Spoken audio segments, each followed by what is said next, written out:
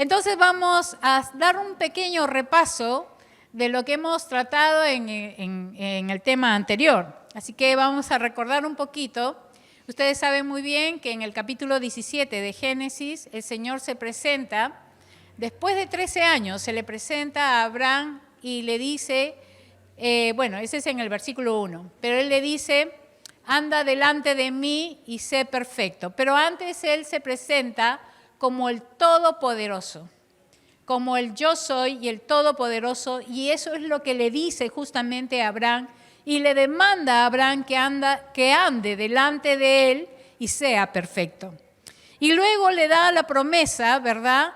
Y le dice, ya tu nombre no va a ser Abraham, sino, ¿cómo se va a llamar? Abraham. ¿Por qué? Porque va a ser, ¿qué? Padre de multitudes. Antes su nombre se centraba en él mismo, pero Dios le dice que no puede seguir viviendo centrándose en él mismo, sino que realmente ahora Dios está interesado en la humanidad. Por eso es que tú estás aquí, ¿verdad? Hay también acá extranjeros, también están interesados en ustedes. Si vienen otras personas extranjeras, también. Porque así el peruano, el de la selva, de la sierra, la costa, de otra tierra, Dios está interesado en la humanidad. Y es eso lo que Dios le expresa justamente a Abraham. Por eso es que le cambia su nombre. Pero hemos visto en el tema anterior que Dios hace un pacto con Abraham sobre la circuncisión, ¿verdad?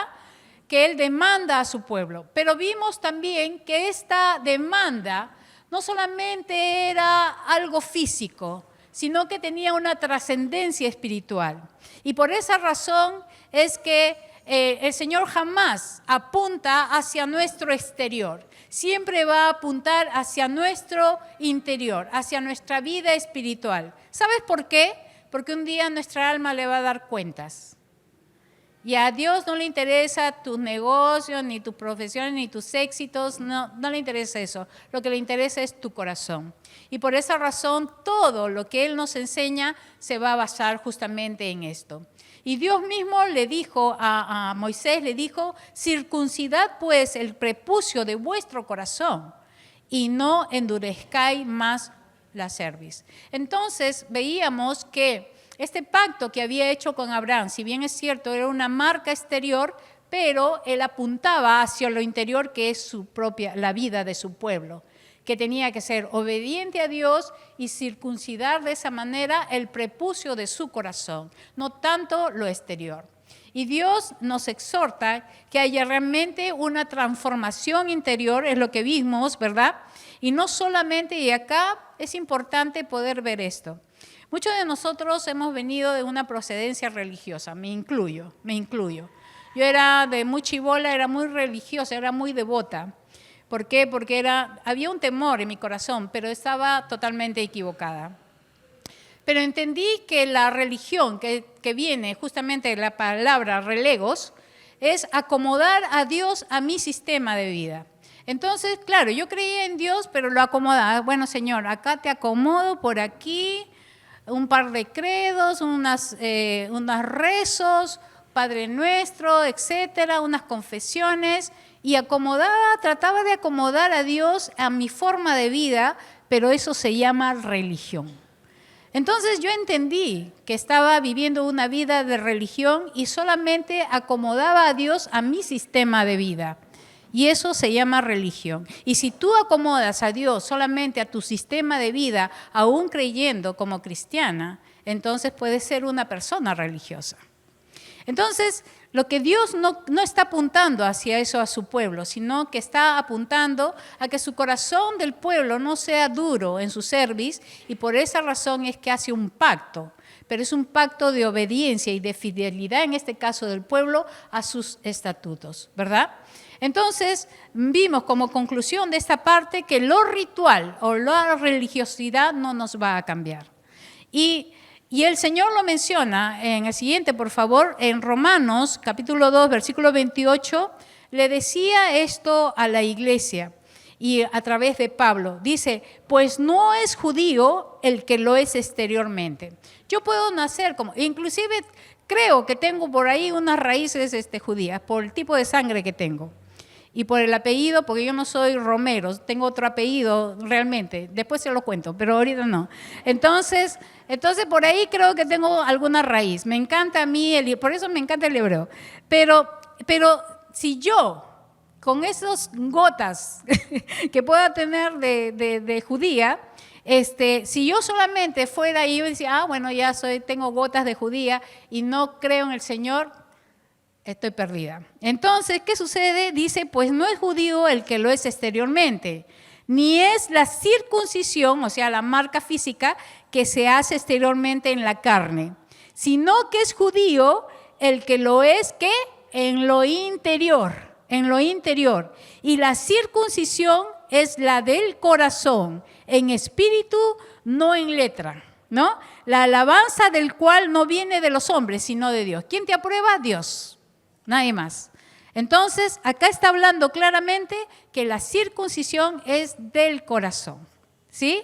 Entonces, pueden haber muchos judíos, pero si ellos no creen en Jesús, simplemente no son salvos, ¿no? Entonces, por esa razón estábamos hablando de eso, de la importancia de la circuncisión. Y llegamos a Cristo a través de la fe, ¿verdad? Nos arrepentimos, el Señor nos buscó, como dice Lucas, ¿verdad? Él fue a buscar y a salvar lo que se había perdido. Bueno, yo estaba perdida y el Señor me halló, ¿no? Y cuando llegamos a Cristo, llegamos a través de la fe, porque es importante creer en Él, y también a través del arrepentimiento. Entonces, el Señor nos circuncida no en forma corporal, sino lo hace en forma espiritual. ¿Y qué hace? Nos quita toda esa naturaleza pecaminosa, ¿verdad? Porque deshace el prepucio, ¿no? Que es el símbolo, y todo estorbo que no nos hace realmente libres, sino que Él es el que nos da libertad. Y de esa manera nosotros podemos experimentar lo que es la obediencia. Con el pecado bien difícil. Entonces vimos que la circuncisión de corazón anula todo lo que impide que nosotros seamos realmente sensibles al Señor. ¿Por qué? Porque la circuncisión del corazón, cuando anula todo lo que impide, entonces simplemente a veces nosotros podemos ser insensibles a Dios. Vimos que podemos ser indiferentes a la palabra, podemos ser fríos ante sus mandatos, podemos expresar rebeldía y dureza de corazón. Bueno, eso lo vimos en el tema anterior. Y en conclusión, vimos también que solo Jesús saca todo ese poder y gobierno del mal de nuestros corazones. Estoy leyendo nuevamente la Biblia, ya estoy en Proverbios, en la NTV. Y me estoy dando cuenta la importancia de los salmos y de los proverbios, cómo realmente te orienta a poder entender por qué razón tenemos tantas actitudes malas. Y de verdad está siendo una medicina para mi propia vida. ¿Por qué? Porque me está haciendo ver que realmente nosotros no somos buenos. Si el Señor viniera en estos momentos, ¿qué pasaría? ¿Realmente nos iríamos con Él o nos quedaríamos en un gran porcentaje? Me puse a analizar mi propia vida y de verdad que el Señor es el único que puede, porque Él ya hemos sido trasladados a su gobierno, ¿verdad? Como dice Colosenses, Dios nos ha librado de la potestad de las tinieblas y nos ha trasladado, ¿a dónde? Al reino de su amado Hijo. Cuando el Señor nos traslada, estoy acá pues llena de pecado y el Señor me traslada, me saca de ese hoyo, me traslada al reino de su amado Hijo. Quiere decir que aquí donde he sido trasladada, estoy viviendo bajo la cobertura de un nuevo gobierno que es el de Jesús. Y por lo tanto, si estoy bajo esa cobertura, tengo que vivir como una hija del rey. Porque si Jesús es nuestro rey y Él es nuestro gobernante, nada de los presidentes tienen que ver conmigo. Solamente mi vida tiene que estar ajustada y bajo la cobertura del Rey de Reyes y Señor de Señores, que es aquel que me ha rescatado y es aquel que me ha rescatado, simplemente me ha transportado y me ha transferido a este lugar. Ese es mi nuevo lugar. ¿Cómo se llama? El reino de los cielos. Y ese es su gobierno y por lo tanto, Él lo que ha hecho ha sido sacar todo ese gobierno de maldad que había en nosotros y que había justamente en nuestras vidas. Entonces, llegamos a la conclusión de que ni tú ni yo podemos ser obstáculos y lo que tenemos que hacer es rendirnos al Señor. Cuando tú te rindes al Señor, cuando tú entiendes su palabra, de verdad que comienzas a aprender a someterte al Señor. Y cuando te sometes, después te lo explico, porque en el tema lo vamos a tocar. Ahora, vimos eso en el tema anterior, pero ahora vemos de que si bien es cierto, Abraham entró hacia ese pacto, ¿verdad?, de la circuncisión, Dios también le dice, en Génesis 17:15 dijo también Dios a Abraham, a la cabeza, le dijo, a Sarai, tu mujer, no la llamarás Sarai, mas Sara será su nombre. Entonces, ¿qué está pasando? Dios está tomando en cuenta ¿a quién? A la esposa de Abraham. Y eso lo vamos a ver más detalladamente porque hay cosas muy importantes. Entonces, así como Dios cambió el nombre de Abraham, también le cambia el nombre de Sara. Porque Sarai, ¿qué significa? Significa mi princesa. Sara también significa princesa, pero aquí Sarai, esa I, es mi princesa. Abraham le llamaba de esa manera, mi princesa. ¿Cómo te llama tu esposo? Mi reina, ya te subió de nivel. Pero entonces, ¿qué pasa? Simplemente es ¿por qué? ¿Por qué le llamaba mi princesa? Porque era propiedad de Abraham. Y Abraham también era propiedad de Sarai, ¿verdad? Entonces, pero el Señor le dice, ya no se va a llamar Sarai, sino se va a llamar Sara. Ahora, ¿se acuerdan ustedes que la vez pasada a todas ustedes le llamamos Jafá, ¿no? Hermosas, bellas, ¿no? ¿Por qué? Porque Jafá le llamaban así a Sara también, porque ella era extremadamente hermosa, ¿no? Entonces, ¿qué sucede? Cuando Dios determina llamarla Sara, es porque también significa princesa, pero significa princesa en forma general. ¿Por qué? Porque la misma Biblia menciona que ella va a ser la princesa de todo el mundo porque será madre de naciones, reyes de pueblos vendrán de ella. Y ahí lo tenemos en el versículo 16, dice, y la bendeciré y también te daré de ella hijos, sí la bendeciré y vendrá a ser madre ¿de qué? De naciones. Reyes de pueblos vendrán de ella. Entonces ya no podía solamente ser de Abraham, sino de que tenía que ser Sara. Sara, conocida en el mundo, ¿verdad? ¿Y por qué? Porque de ella iban a nacer, ¿qué cosa? Naciones. Qué privilegio, ¿verdad? Naciones, reyes de pueblos. Ahora, acá hay algo muy importante. Dios le da la promesa a Abraham. Pero esta promesa se va a efectuar a través de su matrimonio. Y me ponía a pensar que Dios, ¿cuántas acá son casadas? Levanten la mano. Casadas. Ya, todas las que levantó su mano han sido bendecidas en el pacto de matrimonio. ¿Sí? Toditas. Y ese es un pacto, ¿eh? Un pacto que Dios ha bendecido. Algunas se van a casar muy pronto. Yo sé que algunas también se van a casar, gracias a Dios. Entonces, pero, ¿qué hace cuando Dios le da la promesa a Abraham? Le está diciendo, ojo, estoy tomando en cuenta a tu esposa, porque tu esposa es de tu matrimonio, el matrimonio que yo bendije. Y por lo tanto, nada puede sesgar a la esposa. Muchas veces me ponía a pensar, decía, ¿cuántos matrimonios, verdad, no trabajan juntos porque los hombres sobre todo, se han enfocado tanto en su trabajo que simplemente el último lugar la esposita, ¿no? Cuando llega a casa recién a comer, etcétera, ahí se acuerda. Pero las esposas también, de alguna manera, han desplazado al esposo cuando vinieron los hijos. Y se abocaron tanto a sus hijos que se olvidaron del esposo. Pero cuando acá si nosotros leemos, la promesa que Dios le dio a Abraham estaba considerando a su esposa y por lo tanto no podía dejarla de lado, porque la promesa se iba a cumplir en su matrimonio. Entonces, qué importante es no desplazar. A veces inclusive el ministerio, acá hay muchas personas que lideran, bueno, acá todos son mujeres, pero cuando hay varones y son casados también se abocan tanto al ministerio que desplazan un poco a la esposa. Y no está bien, porque ambos deben estar ministrando, ¿no? Sirviendo. Entonces acá, por eso en el punto A ponía, Dios consideraba a Sara la esposa del pacto con Abraham. Dios no deja de lado el pacto matrimonial que Él mismo ha bendecido. Dios le da la promesa a Abraham porque es la cabeza y Él debe también tomar en cuenta, ¿quién?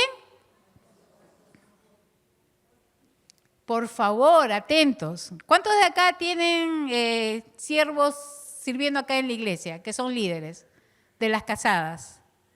¿Hoy no hay? ¿Cuántas de acá son siervas, o sea, liderando alguna área de la iglesia? Levanten la mano. Allá, por ahí hay algunas. No se olviden de sus esposos, ¿eh? No se olviden. Ok, entonces, el punto D es muy importante.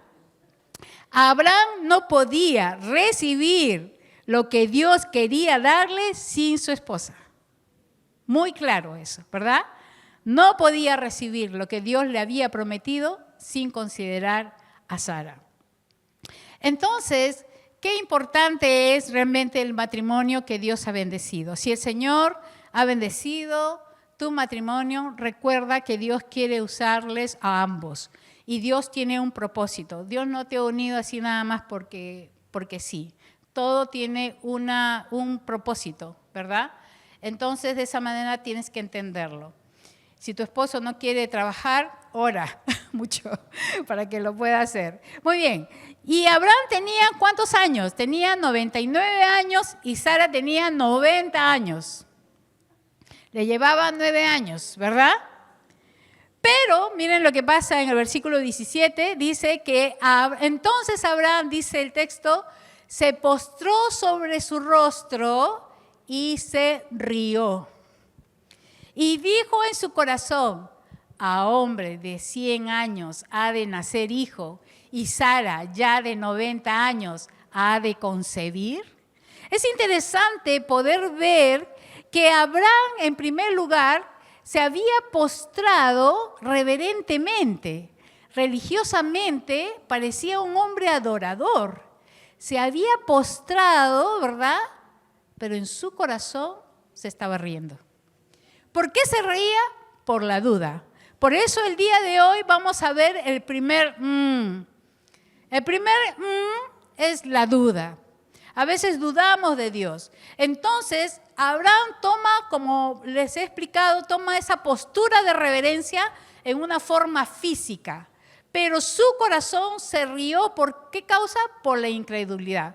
Y mientras estaba leyendo este texto, vi que Abraham tuvo una exageración. Exageró. ¿Sabe por qué? Porque cuando nosotros dudamos, nos hacemos la víctima y dramatizamos todo. Y vamos a ver cuál es la exageración de este ¿no? En ese de duda hay una exageración de su propiedad. Porque él dice, cuando se pregunta para sí mismo, dice, un hombre de 100 años ha de nacer hijo. Él no tenía 100 años. Él tenía 99 años.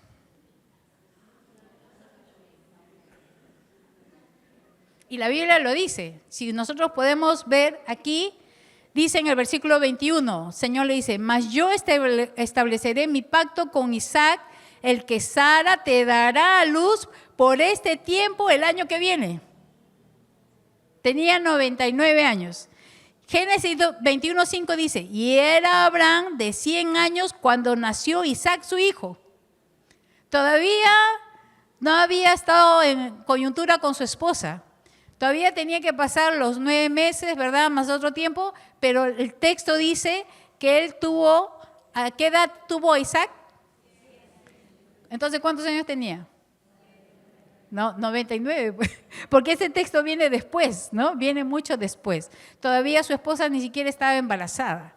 Entonces él tenía 99 años. Pero ese de duda lo hace víctima y lo hace exagerar. Así pasa muchas veces con la duda. Entonces, Abraham escucha, ¿qué cosa? Una promesa grandiosa. ¿Se imagina que él iba a ser padre de naciones? ¿No? De un pueblo que el día de hoy lo vemos que es Israel, es un privilegio, pero su forma de pensar era limitada y solo alcanzó a ver su perspectiva pequeña. ¿Por qué? Porque muchas veces cuando nosotros dudamos, entonces simplemente a veces tenemos temor, ponemos excusas, ¿verdad? Que no puedo hacer esto, etcétera, y simplemente comienza esto a limitarnos y a ver nuestra perspectiva bastante acortada, ¿no? Entonces, ¿qué pasó? Él esa duda la afirma ¿con qué? Con esta frase. ¿Qué dijo? Ojalá Ismael viva delante de ti. Dios le había dicho en Génesis 17:1, anda delante de mí y sé perfecto, le había dicho a él. Pero él tenía en primer lugar duda y le dice, ojalá Ismael viva delante de ti. Entonces, ¿qué estamos viendo acá? Que él realmente no conocía a ese Dios soberano. Pero Dios se le había presentado como el Todopoderoso. Pero él no entendía. Y a veces, y esto ha sucedido mucho acá en San Juan, les digo, ¿no? Mucha gente tiene dudas, no porque Dios sea diferente, sino que la duda viene de tus temores. Muchos han entrado a diferentes ministerios, como por ejemplo niñez. Se les daba la capacitación, entraban 15, 10, entraban para la capacitación. Pero cuando se les pedía una clase modelo, se presentaban 2. ¿Por qué razón? Porque tenían temor. ¿A quién? A dar la clase, ¿verdad? A dar la clase, tenían temor. Y ese temor les creaba un sentimiento limitado de duda y su perspectiva se acortaba. Yo agradezco mucho a las mujeres de Isha, porque todos los meses salen a predicar. Todos los meses siempre están haciendo sus tareas hacia afuera. Hay mucha gente que no quiere salir por la duda de que, uy, no, ¿con quién me va a tocar? Que no sé. Entonces, y no estás avanzando en el nombre del Señor, en el Dios soberano, que Él es el que te guía. Entonces, muchas veces esa duda puede traerte una parálisis de fe, ¿no? Y eso es algo incorrecto. Y de verdad, gracias a todos los GEM por siempre estar saliendo. Ahora, Abraham pensaba, tengo 99 años, ¿no? Y no había logrado que Sara conciba un hijo. Pero nosotros tenemos un hilo de vida. Y la diferencia en sus 99 años de Abraham es que esta vez, ¿quién estaba hablando? Dios es el que estaba dando la promesa. Y por lo tanto, eso marcaba la diferencia en toda su experiencia de vida. Y Dios, si estaba dando la promesa, es porque Él iba a cumplir. Pero simplemente Abraham se rió, ¿no? Se rió. Entonces, esta promesa que Dios le estaba dando, no solamente le mencionó que tendría un hijo, sino que Sara será la madre de muchas naciones y que entre sus descendientes habrá reyes. Y la palabra de Dios va siempre más allá de nuestras limitaciones como personas. Ahora, nosotros podemos entender que Dios es un Dios de lo imposible, ¿verdad? Y nosotros podemos ver cuando, por ejemplo, Moisés, con su vara indicada por el Señor, toca el mar rojo, que es inmenso, ¿ah? Es inmenso. Y lo toca, y ustedes saben la historia, ¿verdad? Se abre, como dice Jeremías, como paredes. Acá vemos una pared, acá vemos otra pared, así se levantó, dice Jeremías, las paredes del Mar Rojo, de tal manera que ellos pudieron cruzar en tierra seca. Ahora, ¿qué estaba pasando? Simplemente él tenía que entender que Dios es un Dios de imposible. Y no solo le dice que tendrá un hijo en su vejez. Esto es algo muy importante. Cuando Dios te muestra, y toda la palabra muestra esto, cuando el Señor le dice a Abraham que va a tener descendencia de naciones también, ¿sabes? En esa frase de la palabra, Dios le está expresando el deseo de su corazón. Cuando tú lees la Biblia, tú no puedes solamente, por ejemplo, acá dice, así dice el Señor, yo defenderé tu causa. ¿Quién lo está diciendo? ¿Qué está diciendo? ¿Qué va a hacer contigo? ¿Qué va a defender? ¿Cuál causa? Tus problemas, tu situación. ¿Quién lo va a defender? ¿Por qué lo va a defender? Porque es tu Dios. Entonces, ¿qué te estás transmitiendo este texto? El deseo de su corazón. Entonces, cuando tú lees la Biblia, no solamente puedes leer, ay, así es, ay, ok. Ya, he aquí, yo vengo pronto. Ahí está el texto. He aquí, yo vengo pronto. Retén lo que tienes, porque ninguno tome tu corona. ¿Qué está diciendo? ¿Cuál es el deseo de su corazón? Que viene pronto. Y todo se está cumpliendo. Y a mí me llama, ustedes saben muy bien que estamos entrando a Semana Santa. Y siempre yo estoy ahí estudiando, porque el 14 de abril, ustedes saben que es el mismo día en el calendario, mejor es el mismo día, pero es en otro mes en el calendario judío. El 14 de abril, en el mes de Nisan, que es el primer mes de los judíos, ¿qué pasó el 14 de abril si nosotros leemos Éxodo 20? El 14 de abril fue tomado el cordero de la Pascua, que es el Pesaj, y ese cordero fue inmolado el 14 de abril. Y esta Semana Santa cae 14 de abril, para nosotros abril, pero para ellos Nisan. Y en Nisan es entre marzo y abril. Justo empieza el 15, pero el día 14, o sea, no sé si me van a entender, pero el día 14 en el Pesaj, o sea, en la Pascua, los judíos tenían que guardar el cordero hasta ese día y ese día tenían que inmolarlo en la noche. Y justo va a caer 14 el lunes. Y el día 17, que creo que los jóvenes se van de campamento, ¿no? Si nosotros vemos lo que le pasó al arca, dice en el segundo mes, el Iyar, en el segundo mes, en el día 17, ¿qué sucede? Comenzó el diluvio. Quiere decir que en el día 17 el Señor cerró el arca. Y el mes de Iyar está entre el mes de abril y mayo. Entonces, por eso en todo este movimiento que está pasando, yo siempre estoy atenta, porque el Señor siempre se mueve con fechas, nunca hace las cosas de más. No estoy diciendo que algo va a pasar, solamente estoy comentando lo que estoy revisando, nada más, ¿no? Pero como el Señor se mueve con fechas, yo no sé la fecha, no sé cuándo va a venir, pero lo que sí la palabra nos enseña que su iglesia no va a desconocer de sus tiempos, porque siempre nos va a preparar, porque somos su rebaño, ¿no? Somos su rebaño. No sé cuándo vendrá el Señor, pero lo que sí sé es que tenemos que estar listos. Tenemos que estar muy preparados con todas las cosas que están pasando en el mundo. Y de verdad, si el Señor viene en estos días, pues estemos preparados, ¿no? No lo sé. Solamente les menciono que justamente me hizo recordar estas fechas al mes del calendario judío, porque siempre estoy revisando eso, ¿no?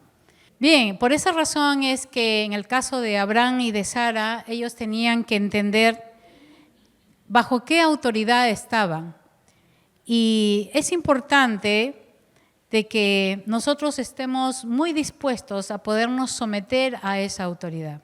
¿Por qué les digo esto? ¿Qué sucede cuando nosotros nos sometemos? En primer lugar, cuando, por ejemplo, si tú muestras que eres una persona relajada, irresponsable, que llegas siempre tarde, que dejas las cosas a última hora, que presentas cualquier excusa, ¿qué crees que me estás transmitiendo? ¿Bajo qué autoridad estás?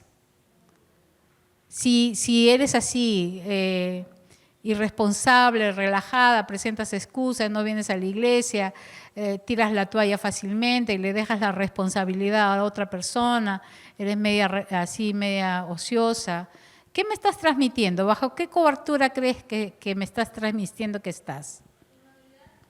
¿Ah? ¿Inmovilidad?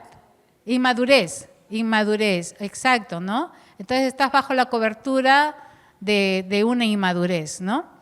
Ahora, cuando Abraham y Sara tenían que someterse, en primer lugar, tenían que evidenciar con su vida. Si yo soy una persona, o tú eres una persona responsable, que siempre oras, que siempre estás leyendo la Biblia, que compartes la palabra, que se puede confiar en ti, ¿qué me estás transmitiendo? ¿Bajo qué autoridad crees que estás? De Dios, porque lo que nosotros somos y lo que nosotros transmitimos, vamos a dar a conocer bajo qué autoridad estamos. De verdad. Entonces, uno puede reconocerte que realmente estás sometida al Señor y que tu autoridad es el Señor. Pero si nosotros presentamos otra cosa, entonces tú misma estás mencionando bajo qué autoridad estás. Si eres inmadura, si eres inestable, entonces, qué importante es someterte, en este caso, a la autoridad suprema del Señor. Y Abraham y Sara tenían que aprender justamente a reconocer esa autoridad. Entonces, ahora, ¿qué sucede? Me ponía a ver que cuando Dios, nosotros nos sometemos a su autoridad, es importante y es interesante ver que Él te delega esa autoridad en algunos roles que tú haces. Por ejemplo, lo hizo con Moisés, ¿verdad? Le delegó esa responsabilidad y esa autoridad también para que de esa manera él pueda dirigir al pueblo. También lo hizo con Abraham, lo hizo con Samuel, ¿no? Lo hizo con Josué, porque Dios nos va a dar esa autoridad, lo da en este tiempo también, nos delega esa autoridad para poder guiar y enseñar a su pueblo. Y de esa manera el Señor comparte con nosotros y nos da justamente esa autoridad. Y vamos a ver el segundo que a veces pasa y es justamente el plan, ¿no? ¿Qué pasaba? Abraham presentó, ¿qué cosa? Su propio plan, porque él simplemente tenía físicamente ¿a quién? A Ismael. Y ahora, ¿qué pasó? Él le dice, ojalá Ismael viva delante de ti. Él tenía como proyecto ¿a quién? A alguien que él podía ver. Pero ¿qué pasaba? Abraham simplemente lo dijo en forma verbal, pero también, ¿qué estaba sucediendo? ¿Cuánto tiempo Dios estuvo en silencio? Cuando Abraham se metió con Agar y tuvo a Ismael, Ismael llegó a los 13 años y Dios estaba en silencio durante 13 años. Y después de 13 años, Dios se le aparece en Génesis 17:1 y le dice, anda delante de mí y sé perfecto. Pero durante ese tiempo, 13 años, Dios estuvo en silencio y simplemente el Señor se presenta. Entonces, Ismael era el plan, en este caso, de Abraham y era su proyecto, ¿verdad? Pero Ismael simplemente fue un desvío en la vida de Abraham. Ustedes saben muy bien que él aceptó la propuesta de su esposa para que se metiera con la esclava. Y el hijo Ismael es el hijo de la esclava, pero no es el hijo de la promesa. Entonces fue un desvío, ¿no? ¿Por qué? ¿Qué pasó ahí? Simplemente esta decisión errada de la voluntad de Dios trajo problemas, y eso ya lo hemos visto anteriormente. Trajo problemas a su hogar, ¿verdad? Y trajo también posteriores problemas a la misma nación, y es lo que estamos viendo el día de hoy. Por ejemplo, ¿no? Acá vemos diferentes banderas, tanto de Palestina, de Turquía, tenemos de Irak, tenemos de Arabia Saudita, ¿verdad? Y todas estas banderas son de territorios árabes, que son los descendientes de Ismael. Por eso acá tenemos a la bandera de Israel y tenemos también a Arabia Saudita. ¿Por qué? Porque hasta el día de hoy nosotros podemos ver el error que cometió Abraham por no obedecer al Señor. Y miren lo que dice Gálatas 4:23. Dice, el nacimiento del hijo de la esclava fue el resultado de un intento, ¿qué? Un intento humano, ¿no? ¿Para qué? Simplemente por lograr que se cumpliera la promesa de Dios. Pero el nacimiento del hijo de la libre, o sea, Sara, fue la manera en que Dios cumplió su promesa. Entonces, acá claramente nos está haciendo ver que el nacimiento de Ismael fue un intento, ¿qué? Humano. ¿Y cuál fue? Querían cumplir como sea la promesa de Dios. ¿Cómo? A través de un plan humano. Pero el plan humano no es la voluntad de Dios. En el caso de Sara y su hijo, ese sí sería el hijo de la promesa. Ahora, en el caso de Ismael, no era el hijo de la promesa, lo sabemos. ¿Estaba vinculada a quién? Estaba vinculada en este caso a Agar, ¿verdad? Era hijo de la esclava y siempre Egipto representa al mundo. Siempre Egipto representa al mundo, representa la esclavitud y para el pueblo judío estaba representando ¿qué cosa? El exilio. ¿Por qué? Porque en un momento el pueblo de Israel fue esclavo de Egipto y posteriormente el Señor los iba a libertar, ¿verdad? Entonces, ¿qué había pasado? Habían pasado, ¿cuántos años? 13 años, que es la edad de Ismael. Y entonces, a mí me asombró porque 13 años Abraham estuvo detenido y retroalimentando con su vida, con Ismael, y bueno, estaba Sara, estaba Agar, etcétera, pero estaba atorado con este error que había cometido y simplemente estaba detenido en su pasado. Y aquí quiero mencionarles algo. ¿Cuántas veces tú has cometido pecados contra el Señor? Y le sigues volviendo a pedir perdón. Y le sigues volviendo a pedir. Ahora, te pregunto, ¿el Señor te ha perdonado? ¿Crees que el Señor te ha perdonado? Sí, te ha perdonado, porque eso dice la palabra en 1 Juan 1:19. El Señor ya te perdonó. No tienes por qué tú volver nuevamente al vómito. No tienes por qué hacerlo. El Señor ya te perdonó y simplemente ya te libró. Pero ¿qué pasaba? Abraham se había estancado durante 13 años. Y a veces nosotras, por algún error que hayamos cometido y nos sentimos culpables, eso nos tiene detenidas, nos tiene estancadas. Porque en primer lugar, ni siquiera te has perdonado tú misma y no dejas que el Señor te dé libertad. Pero el Señor, si nosotros confesamos nuestros pecados, Él dice que es fiel y justo, ¿para qué? Para perdonarnos de todo pecado. ¿Y qué más? Y limpiarnos de toda maldad. Dice también en 2 de Pedro que cuando si nosotros somos sus hijos, Él nos librará de toda prueba, de toda tentación. Él lo va a hacer. Porque si nosotros realmente estamos relacionados con Dios y creemos en el Señor, no nos vamos a quedar detenidos.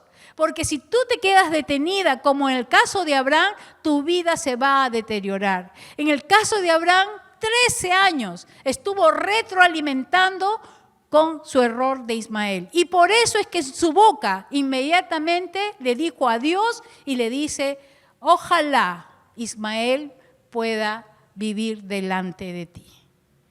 Quiere decir que su corazón estaba lleno de eso, estaba detenido. Y te animo, querida hermana, a que puedas entender que si tú ya le has pedido perdón al Señor, el Señor ya te libró. Eres libre, querida hermana. ¿Por qué? Porque Dios te perdona, ¿sí? No estemos ahí lamentando y viviendo escasamente bajo un error que el Señor ya te perdonó. Muy bien. Entonces, cuando intentamos realmente hacer la voluntad de Dios por medio de la carne, esto solamente nos va a conducir a la esclavitud y a una perspectiva mundana. Cuando nosotros hacemos la voluntad, y me ponía a pensar, cuando hacemos nosotros la voluntad de Dios, pero en nuestra carne, como dice este pensamiento, nos va a llevar a la esclavitud. ¿Qué pasa si tú sirves en tu carne? Lo único que vas a lograr es querer tener fama, poder, experiencia dentro del ministerio, pero al final vas a ser esclava. Porque se va a apoderar de ti, ¿qué cosa? El orgullo, la suficiencia, ¿verdad? ¿Por qué? Porque ha sido en tu carne. Pero si tú obras de acuerdo a la voluntad de Dios, tú vas a crecer. La palabra dice claramente en Proverbios, dice 16:1, podemos hacer nuestros propios planes, pero la respuesta correctiva viene del Señor. Y otro proverbio dice algo similar. Podemos hacer nuestros planes, pero el Señor determina nuestros pasos, ¿no? Entonces, ¿qué pasaba? Simplemente nosotros tenemos que entender que no podemos hacer la voluntad de Dios en nuestra carne, ¿sí? No seamos esclavas, no seamos esclavas. Y el tercer que se volvió ya en confianza, dice la palabra, respondió Dios, ciertamente Sara, tu mujer, te dará a luz, ¿qué cosa? Un hijo, y llamará su nombre, ¿qué? Isaac, y confirmaré mi pacto con él como pacto perpetuo para sus descendientes después de él. Interesante que el Señor, en primer lugar, le dice que la promesa vendrá de Abraham y de Sara, pero le dice, el nombre lo pone Dios. Y miren el nombre que le puso, Isaac. Isaac significa el que ríe. ¿Por qué Dios elige ese nombre? ¿Saben por qué? Porque Dios, claro, lo vio a Abraham postrado, pero vio su corazón. ¿Y qué pasó con el corazón de Abraham? Se estaba riendo. ¿Por qué se rió? Porque no creía, ¿verdad? Y Dios sí vio. Ah, claro, qué lindo, ¿no? Estamos ahí orando, levantando las manos, pero Dios lo que está viendo es tu corazón. Y es lo que vio justamente en Abraham. Y le dice, se llamará su nombre Isaac, que es el que ríe. Dios está dando el nombre del hijo que tendrá Abraham y Sara, porque Abraham dudó de Dios y se rió. Ahora, ¿qué pasa? El nombre de Isaac le recordaría, ¿qué cosa? Su duda. Y que Dios, de la promesa que Él le hizo, Él realmente hizo una realidad, porque llegó a nacer Isaac. Entonces, ¿qué iba a pasar cada vez que Abraham viera a su hijo Isaac? ¿Qué iba a pasar? Ya no dudaría, confiaría en Dios. No se reiría, lo que Dios promete. No pensaría que es una ridiculez, porque él pensó que eran 100 años, mi esposa 90, ¿no? Etcétera. Su sonrisa sería más bien una gratitud y reconocería que Dios tiene el control de todo. ¿Aprendió la lección? Sí. ¿Saben por qué? Porque en el siguiente, por favor, dice, y confirmaré mi pacto con él como pacto perpetuo para sus descendientes después de él. Cuando le dice eso por Isaac, ¿qué le está mencionando? Miren, dice, y confirmaré mi pacto con él, pacto perpetuo. ¿Por qué le dice el Brit Olam? ¿Por qué le dice? Porque el pacto perpetuo tiene que ver con el pacto del reino, porque es eterno. ¿Quién iba a venir en esa genealogía de hombres? El Mesías.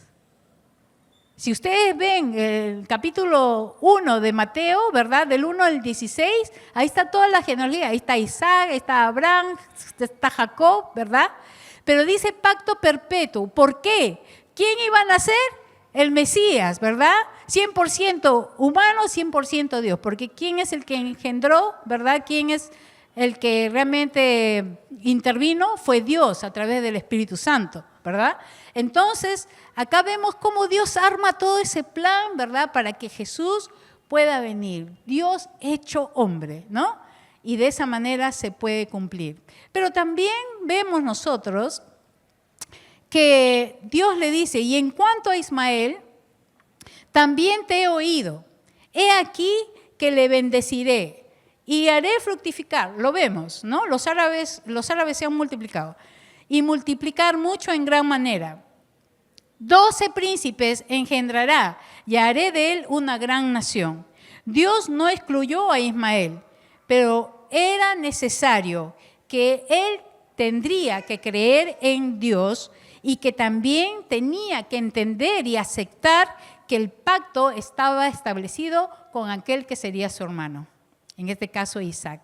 Pero vemos claramente en Génesis 25:12 que lo que Dios le dijo a Abraham sobre Ismael se cumple en 25:12. Miren lo que pasa. Le dijo que iba a tener 12 ¿qué? Príncipes. Y ahí está. Este es el relato de la familia de Ismael, el hijo de Abraham, por medio de Agar, la sierva egipcia de Sara. La siguiente lista corresponde a los descendientes de Ismael por nombres y clanes. Ahí están los 12 nombres. El hijo mayor fue Nebaiot, seguido por Cedar, Adbil, Bismsan, Misma, Duma, Masa, Hadad, Tema, Getur, Nafis y Sedema. Ahí están los 12. Dios le dijo, no tenía ni siquiera hijo ni esposa Ismael, pero lo que Dios dijo se hizo. Estos 12 hijos de Ismael fueron los fundadores de 12 tribus. Cada uno llevaba el nombre de su fundador, registrada según los lugares donde se establecieron y acamparon. Vamos a ver lo que el Señor le dice en la siguiente. Ismael vivió, dice, 137 años. Lo ven ustedes en Génesis 25:17. Después dio su último suspiro y se reunió con sus antepasados al morir. Los descendientes de Ismael ocuparon la región que va desde Javila hasta Shur, que está al oriente de Egipto, en dirección a Asiria. Ahí vivieron en franca oposición con todos sus parientes. Ahí vemos el mapa, ¿verdad? Ahí está Javila, está Shur, pero prontamente, porque fructificaron mucho y se multiplicaron, el siguiente, vemos cómo corren a través del comercio y de su cultura y de su religión. Y entonces vemos nosotros en el mapa, ¿verdad?, que está Arabia Saudita. Esta es la bandera de Arabia Saudita. Y eso lo vemos en la anterior, por favor. Aquí está.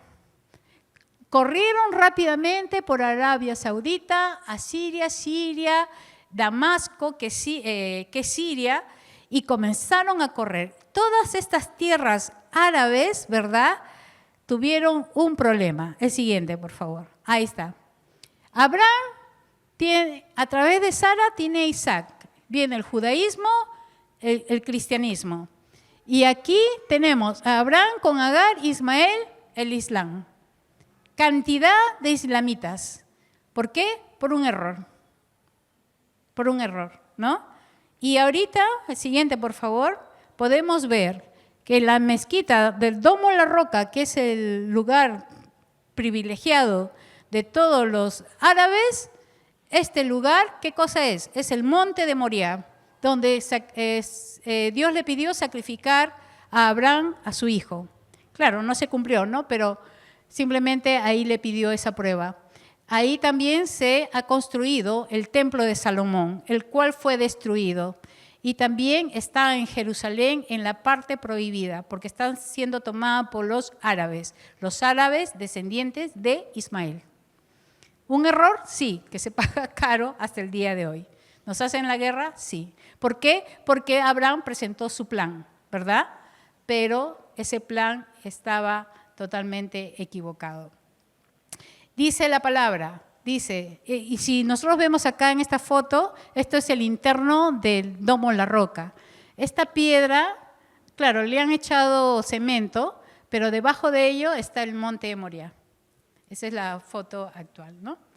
Muy bien, vamos a ver la siguiente. Dice, mas yo estableceré, le dice, mi pacto con Isaac, el que Sara te dará a luz por este tiempo, el año que viene. y acabó de hablar con él y subió Dios de estar con Abraham. Entonces, el Señor terminó de hablar con Abraham, no entró en, no, pero tú dices esto, no. Simplemente Dios termina de hablar con Abraham, se va y le da el mensaje que tenía que decirle y no escuchar más ¿no? De esa manera, sus dudas o planes humanos. ¿Por qué? La finalidad de Dios jamás es discutir con Abraham, sino comunicarle realmente, ¿qué cosa? Sus propósitos y sus deseos, ¿verdad? ¿Cuál fue el fin de Abraham? ¿Cuál fue?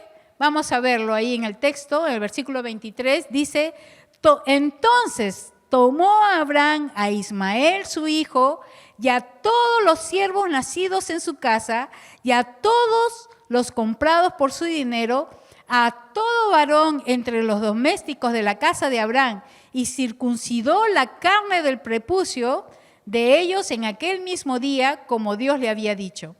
Era Abraham de edad de ¿cuánto? 99 años, cuando circuncidó la carne de su prepucio. E Ismael, su hijo, era de ¿cuántos años? Cuando fue circuncidada la carne de su prepucio, o sea, el pacto, ¿no? En el mismo día fueron circuncidados Abraham e Ismael, su hijo, y todos los varones de su casa, el siervo nacido en casa y el comprado del extranjero por dinero fueron circuncidados con él.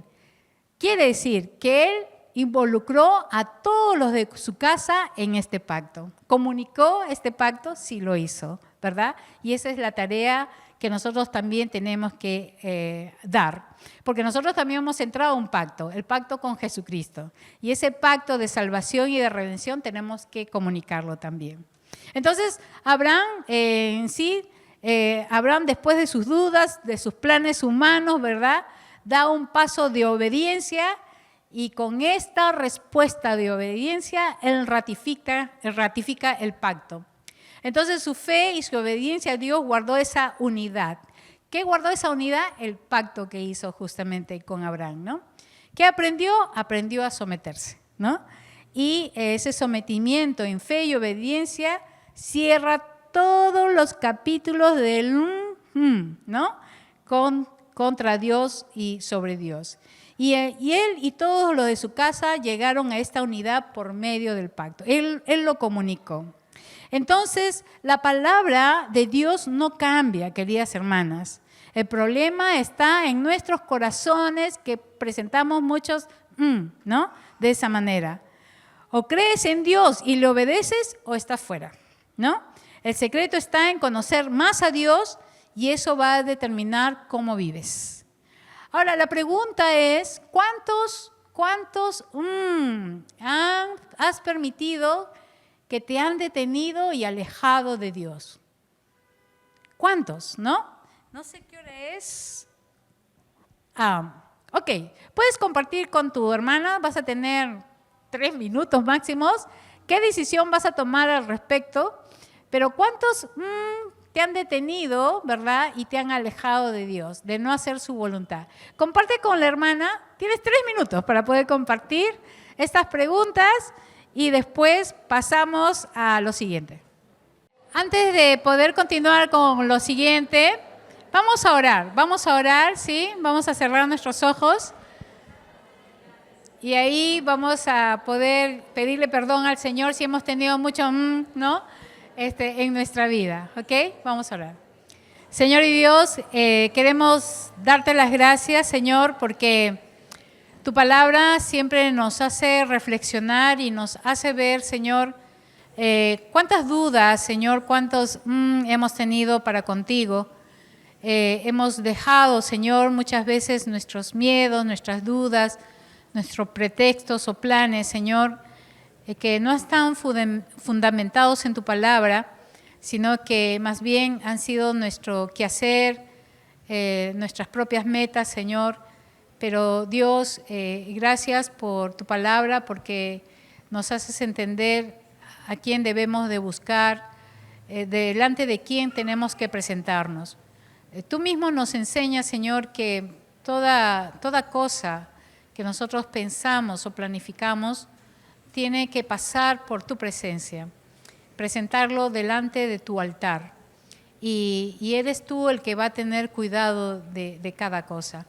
Enséñanos a poderte amar, Señor, a creer en ti, a no dudar cuando tú nos hablas de tu palabra, porque tu palabra no ha cambiado. Somos nosotros las que a veces te fallamos, Señor. Por favor, ayúdanos a mantenernos firmes, Señor, en tu palabra, creyendo y avanzando en esa fe.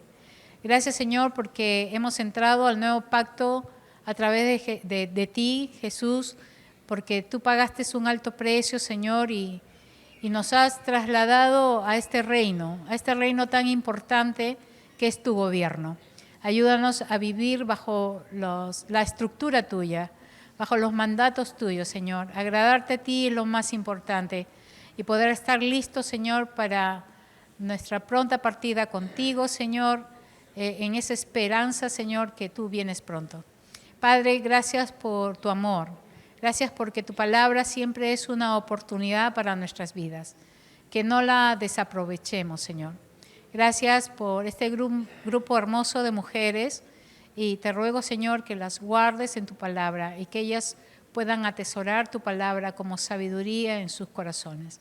Señor, todo esto lo ponemos delante de ti con acción de gracias en el nombre de Jesús. Amén. Amén. Bien, la siguiente, por favor, es una tarea que van a hacer con los GEN y tarea involucrando a los de mi casa. Abraham dejó de dudar, obedeció el pacto e involucró a todos los de su casa para el pacto. Entonces nosotros vamos a seguir ese ejemplo. Cada integrante del GEN, o sea, por GEN cada integrante del GEN invitará a los de su casa. Pueden hacer una cena o algo especial para los de su casa. El propósito, compartirles el mensaje de pacto que tienen con Jesús en una forma vivencial de lo que Dios ha hecho con sus vidas. Entonces eso por GEN, por favor, es importante que puedan hacer porque es justamente poder llevar la palabra a lo de nuestra casa.